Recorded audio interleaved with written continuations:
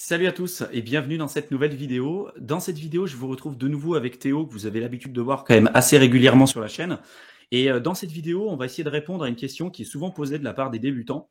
Parce que quand on commence à s'intéresser à toutes les thématiques liées aux finances personnelles, à l'investissement, etc., et qu'on commence à lire tout un tas de contenus dessus, on se rend compte en fait de l'océan des possibilités qui aujourd'hui se présentent à nous. Donc peut-être que ce soit dans l'immobilier, que ce soit dans la bourse, dans les crypto-monnaies, etc. Et c'est quand même assez difficile de faire un choix qui souvent n'est pas forcément éclairé parce que justement on débute. Donc on peut objectivement se poser la question quel est le meilleur type de placement ou quel est le meilleur type d'investissement qu'on peut faire aujourd'hui pour avoir éventuellement les meilleurs résultats sur le long terme. Parce que vous le savez, sur cette chaîne, on défend vraiment le profil d'investissement sur une longue période de temps. Tous ceux qui veulent faire de l'argent facile, rapidement, sans effort, bon, vous savez que c'est pas forcément le credo de cette chaîne. Et voilà, l'idée de cette vidéo, c'est d'essayer de vous donner aussi notre retour d'expérience là-dessus, parce que ça fait quand même de nombreuses années qu'on s'intéresse à ces thématiques-là. On a commencé tous les deux avec Théo à 24 ans à s'intéresser aux thématiques de l'investissement et des finances personnelles, etc. Et c'est une question aussi qu'on s'est posée au départ. Moi, je sais qu'à titre personnel, quand j'ai commencé à m'intéresser justement à ces thématiques, j'ai lu tout un tas de contenus, donc sur l'immobilier, la bourse, etc. Et en fait, au départ, j'avais l'impression que c'était comme si j'avais des œillères, je voyais pas les possibilités et les choix qui pouvaient se porter à moi. Et puis plus je lisais, plus je me rendais compte en fait des opportunités qu'il y avait en face de moi. Et après, j'avais du mal à choisir. Donc je faisais un peu la girouette, je disais tiens, je vais faire un peu de métaux précieux, puis je vais faire un peu d'immobilier et je vais faire un peu de bourse parce que la bourse c'est intéressant. Et puis après quand on apprend un peu plus sur la bourse, on se rend compte qu'il y a plein de facettes différentes. On peut décider d'investir donc sur des actions, sur des obligations, sur des CFD, sur les contrats dérivés, on peut faire des options, on peut faire plein de choses. Et puis pareil dans le domaine des crypto-monnaies. Le domaine des crypto-monnaies, on peut se dire tiens, ça m'intéresse. Bon, au départ, on va commencer à regarder les stratégies d'investissement. Alors il y a la stratégie éventuellement du buy and hold, acheter des crypto-monnaies, les détenir sur le long terme. On peut se dire tiens, je veux faire un peu de revenus passifs. Et dans les revenus passifs, il y a quoi qui existe? Je peux faire des masternodes, je peux faire du staking, je peux faire du lending, du borrowing. Enfin bref, il y a des centaines et des centaines d'approches aujourd'hui qui existent dans le domaine de l'investissement de manière générale. Et du coup, je peux comprendre, quand on est débutant, de se dire, tiens, au final, par quoi je commence en fait? C'est quoi qui est le plus intéressant pour moi? Donc, je vais commencer à donner, je pense, mon avis dessus. Et puis après, Théo, tu rebondiras si tu vois, si tu vois des choses éventuellement à compléter. Et puis après, tu donneras aussi ton retour là-dessus. Mais je pense que aujourd'hui, en tout cas, avec le recul, je me rends compte qu'il n'y a pas une seule et unique méthode qui va fonctionner. Sur Internet, vous allez pouvoir voir des personnes qui ont réussi avec du trading, des personnes qui ont réussi avec de l'immobilier, des gens qui ont réussi en faisant, je sais pas, de l'investissement dans les crypto-monnaies. Peu importe l'approche, toutes les méthodes et toutes les stratégies aujourd'hui, enfin tous les types d'investissement sont intéressants. Par contre, pour un débutant, ce que je vais plutôt préconiser, c'est d'essayer de choisir l'approche qui va vous correspondre le plus par rapport à votre profil de risque, par rapport à ce qui vous parle aussi. Parce que c'est vrai que si vous vous intéressez, je sais pas, vous êtes plus quelqu'un de concret qui est plus dans le physique, c'est vrai que l'immobilier, c'est plus quelque chose qui va vous parler. Si vous avez entendu parler des choses à faire sur le domaine des crypto-monnaies, mais au final, vous n'êtes pas du tout ordinateur, vous n'aimez pas du tout ce qui est un peu virtuel, digital, c'est sûr que ça va pas valoir le coup que vous vous renseigniez vraiment dessus, vous allez faire des erreurs et vous n'allez pas être bon dans ce que vous souhaitez faire. Au départ, quand on est débutant, je pense que c'est une bonne chose de se renseigner sur ce qui existe, de voir le panel des possibilités qui se présentent à nous.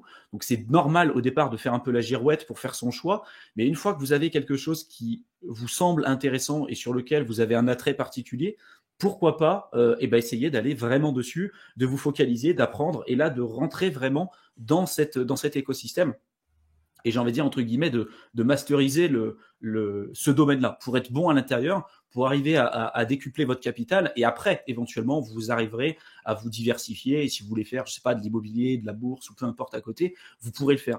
Mais l'erreur que font beaucoup de débutants, c'est d'essayer de faire un peu tout et n'importe quoi au départ, de pas se focaliser sur un domaine en particulier, ce qui fait qu'on est très moyen de partout et vous savez que quand on est moyen et quand on suit les résultats de la masse en général, c'est pas ça qui fait euh, qui donne des résultats intéressants, tout simplement. Je sais pas ce que tu en penses, toi, Théo.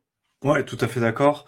Après, même dans l'approche, c'est vrai qu'au début, on peut se sentir un peu perdu. Mais moi, ce qui m'a choqué un petit peu, ou ce qui m'a étonné plutôt, c'est de se rendre compte que, ne serait-ce qu'en se renseigner un petit peu sur l'investissement de manière générale, avoir des livres peut-être un peu sur l'investissement, voilà, en général, de comment gestionner son argent, avoir un budget, avoir un matelas d'épargne de sécurité. Voilà, on a déjà fait pas mal de contenu sur cette chaîne sur le sujet. Mais voilà, comment, voilà, les grandes idées sur le monde de l'investissement, comment il faut gérer son argent, ce que c'est sur le long terme, protéger son pouvoir d'achat.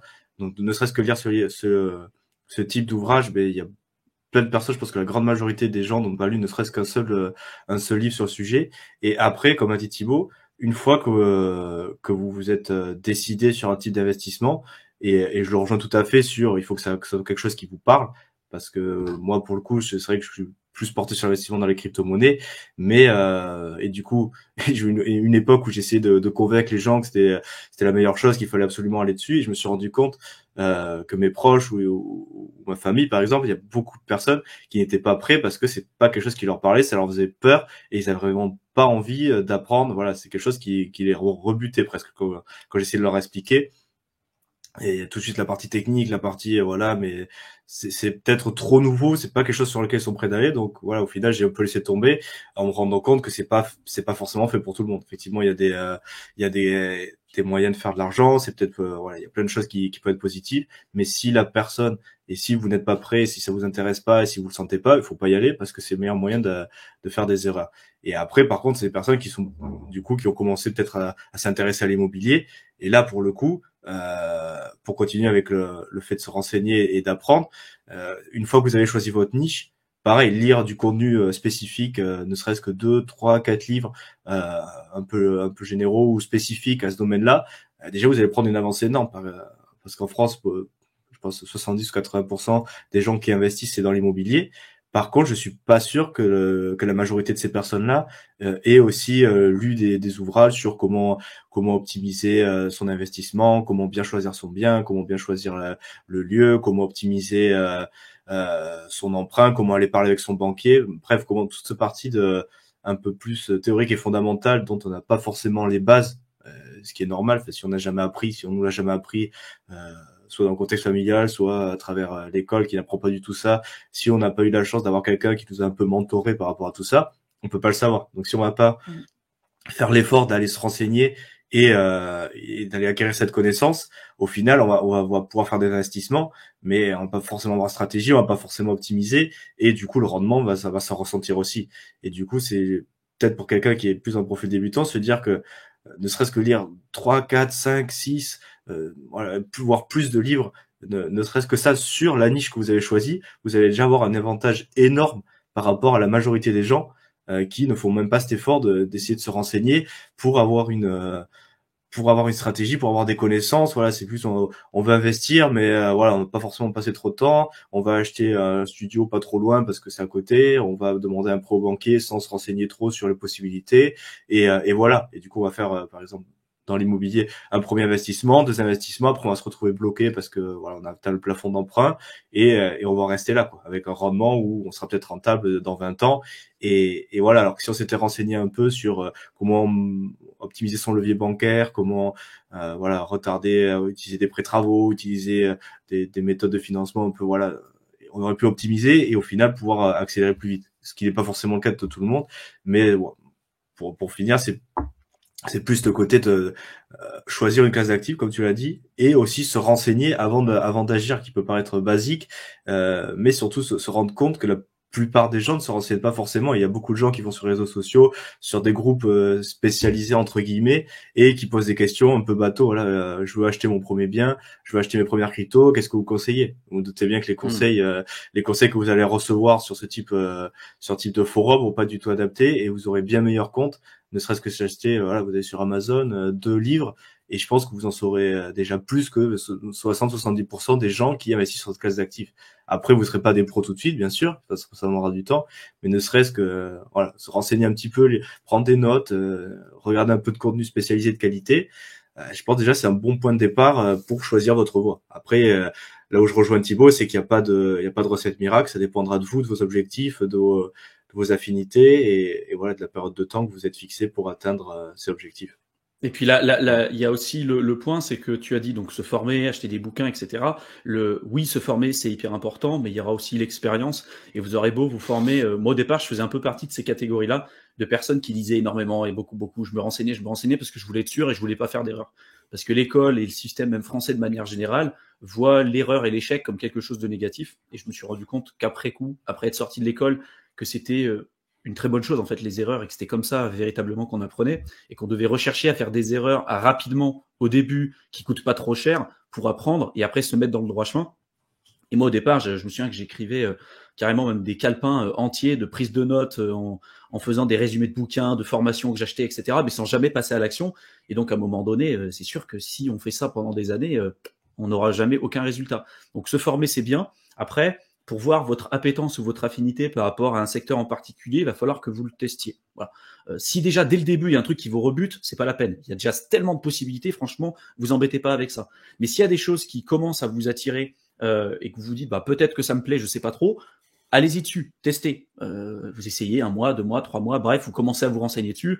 Puis au bout d'un moment, vous verrez bien. Hein, et à un moment donné, vous direz bon ok, ça c'est pas pour moi. Et attention aussi au fait des personnes, il y a un peu de la mentalité américaine, on le dit souvent, qui vont vous dire voilà no pain no gain, si t'abandonnes en gros t'es une sous-merde. Enfin c'est ok de retourner sa veste et de se dire bah moi je pensais qu'au final le trading par exemple c'était pour moi ou l'immobilier c'était pour moi, puis au final je me rends compte que non, j'ai fait des erreurs, c'est pas pour moi, ça me parle pas.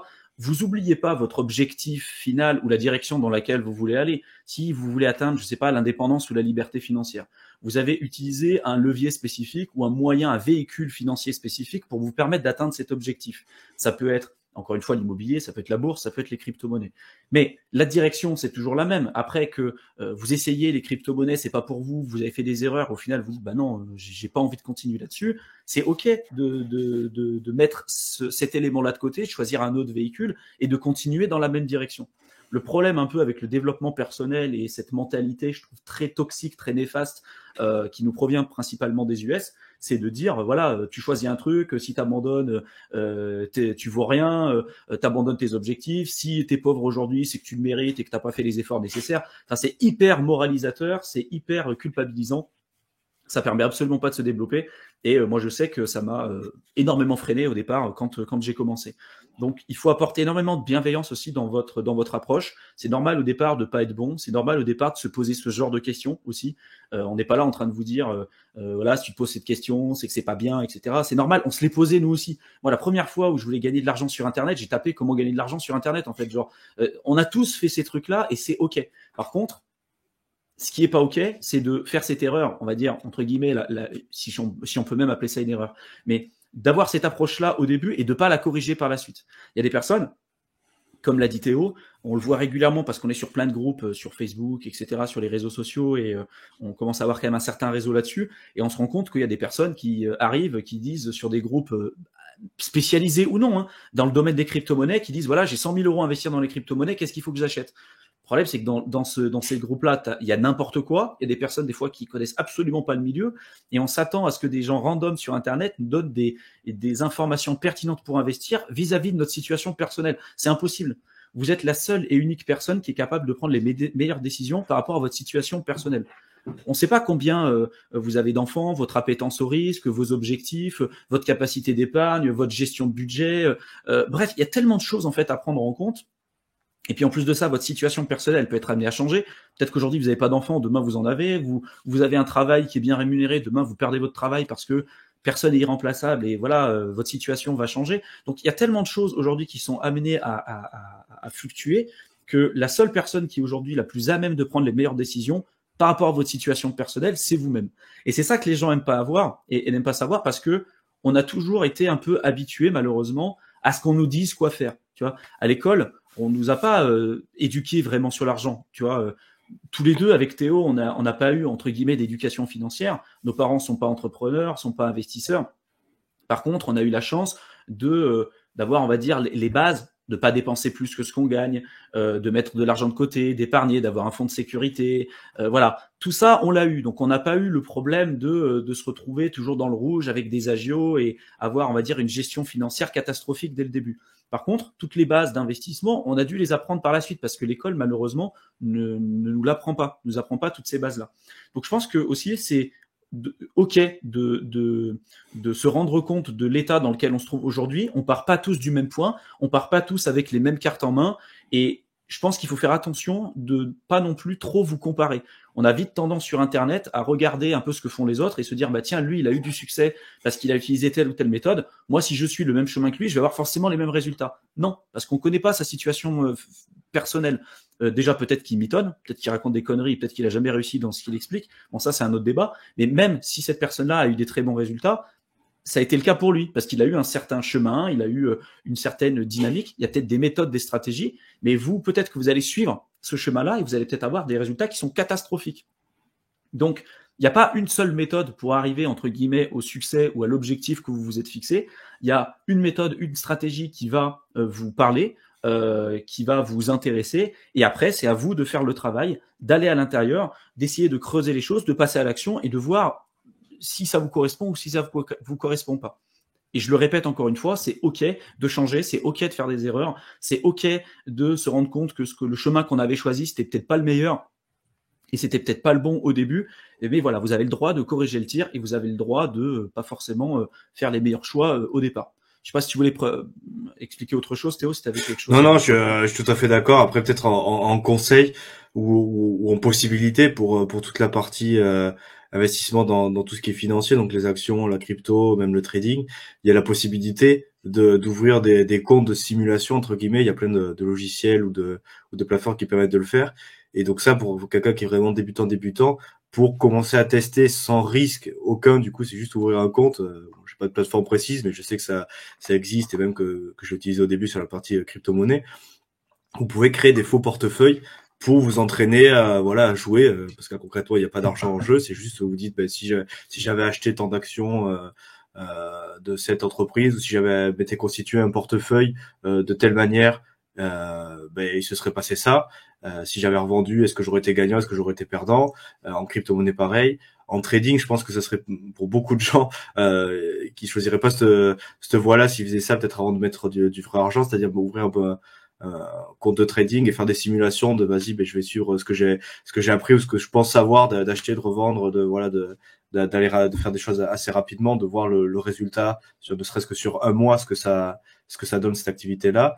Et après pour l'immobilier, je pense qu'il doit y avoir aussi des simulateurs de si j'achète ce bien, ne serait-ce que voir les différents charges qui peuvent arriver, ce qui peut venir impacter sur votre rendement, parce que je pense qu'au début, il y a plein de choses qui sont pas prises en compte. Si on n'est pas minimum formé, on peut facilement oublier des taxes, des frais cachés, des travaux, des choses qui sont pas forcément innés, parce que on n'a jamais appris, et tant qu'on ne s'y est pas confronté, on peut pas le savoir. Mais le fait peut-être de passer par des simulateurs ou équivalent, ça permet d'avoir une étape transitoire entre et là où je suis d'accord avec Thibaut, c'est il faut quand même se renseigner, pas commencer de zéro, lire quelques bouquins, consommer un peu de contenu, mais pas non plus trop attendre. Et entre le fait de passer à l'action et du vrai argent, il y a peut-être cette partie simulation où du coup vous avez appris quand même quelque chose et vous voulez peut-être mettre en pratique ou apprendre un peu plus sans forcément engager votre argent réel, votre propre capital. Du coup, une partie de simulation peut être intéressante, ou alors commencer, pour le cas de l'immobilier c'est compliqué, mais commencer par des petits montants. Si vous voulez investir, commencez avec 50 euros, 100 euros grand maximum, mais juste pour acheter 2-3 petits trucs, voir ce que ça fait, et commencer petit, et aussi comme l'a dit Thibaut, se tromper rapidement et à moindre frais. Donc en ayant se tromper le plus vite possible pour apprendre ses leçons, parce qu'il y a des choses, même si vous faites attention, si vous apprenez beaucoup, tant que vous serez pas confronté, ça rentrera pas, et du coup se tromper le plus vite possible, et avec que ça soit le plus indolore pour vous, avec une petite somme d'argent si vous décidez d'investir de l'argent. Et ça permettra d'acquérir des bonnes bases, de la connaissance et un peu de pratique pour investir plus tard des montants plus gros, et savoir un peu comment vous allez réagir potentiellement face à des sommes d'argent importantes ou des pertes importantes aussi, parce qu'il peut y avoir les deux scénarios, bien évidemment. Donc, et je pense qu'il faut aussi, quand on choisit une classe d'actifs ou un véhicule d'investissement, quand on se pose la question quel placement faire ou quel est le meilleur type d'investissement, au final, il faut vraiment savoir et comprendre aussi les objectifs que vous vous êtes fixés. On avait fait une vidéo avec Théo où on m'expliquait comment vous fixez des objectifs financiers. Donc, n'hésitez pas à regarder les playlists que j'ai présentées sur la chaîne. Franchement, il y a beaucoup d'informations, que ce soit sur les finances personnelles, l'investissement, le business en ligne, etc.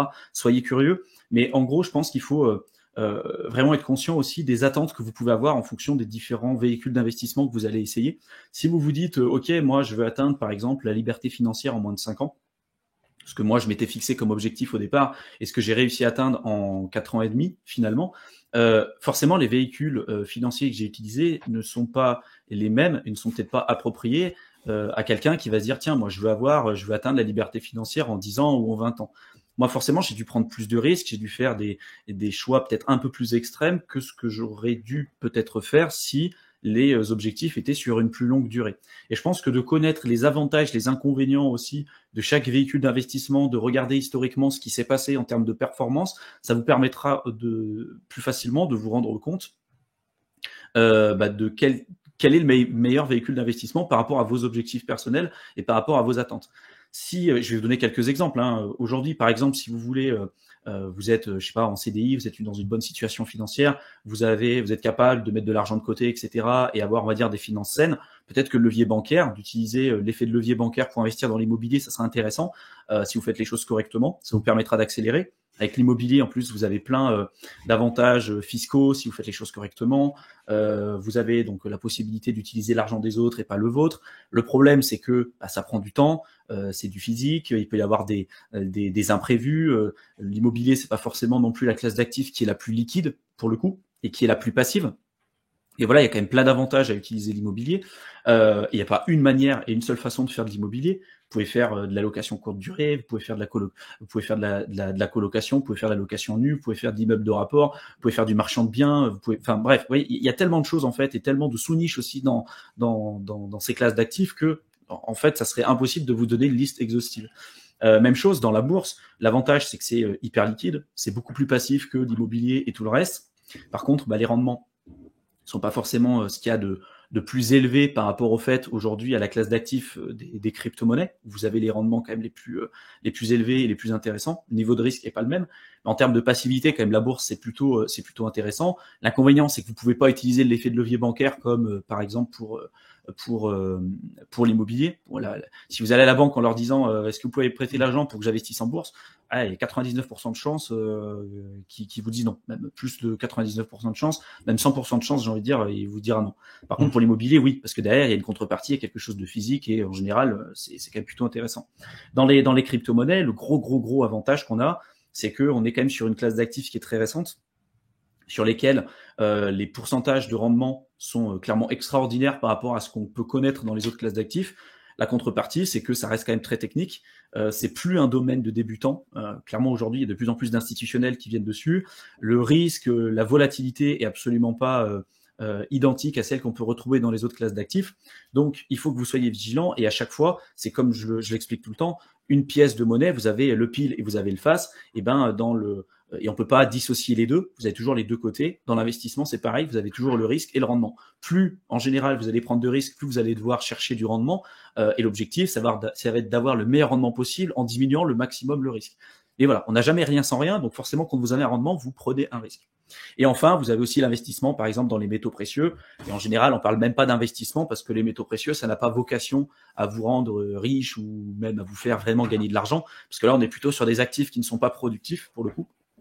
Ça reste des commodités, donc voilà, ça a plus pour objectif de protéger votre capital et votre patrimoine sur des longues périodes de temps. Donc après, voilà, choisir votre horizon d'investissement, choisir votre approche, votre véhicule par rapport à ce qui vous convient le plus, comprendre les avantages, les inconvénients et avoir des attentes qui sont objectives par rapport à historiquement ce qui s'est passé en termes de performance. Si vous dites je veux être libre financièrement et j'utilise encore une fois le levier de l'investissement dans les métaux précieux en moins de 5 ans, vous comprenez bien que déjà historiquement, vous êtes contre tout ce qui s'est passé. Il peut y avoir des bonnes surprises, mais encore une fois, vous mettez pas le plus de chances de votre côté. Voilà. Donc je pense qu'on a fait le tour de ce sujet. Je vous mets comme d'habitude dans la description de la vidéo 2 liens importants. Le premier, c'est vers la chaîne de Théo. Donc, tous ceux qui veulent en savoir plus sur l'investissement dans le domaine des crypto-monnaies, n'hésitez pas à rejoindre sa chaîne. Il y a un contenu quand même assez régulier qu'il publie. Donc, n'hésitez pas à jeter un petit coup d'œil. Et tous ceux qui veulent en savoir plus sur le domaine des finances personnelles, de l'investissement, etc., je vous mets un programme de formation sur plusieurs jours que vous pouvez rejoindre. Donc, vous cliquez dans le lien dans la description de la vidéo, vous rentrez votre adresse mail et voilà, je vous enverrai du contenu comme ça régulièrement sur plusieurs jours. Et je vous explique notamment ce que j'ai fait à titre personnel pour atteindre la liberté financière en partant de zéro en moins de 4 ans et demi. Je vous souhaite une excellente fin de soirée à tous et puis on se retrouve comme d'habitude dans une prochaine vidéo. À bientôt.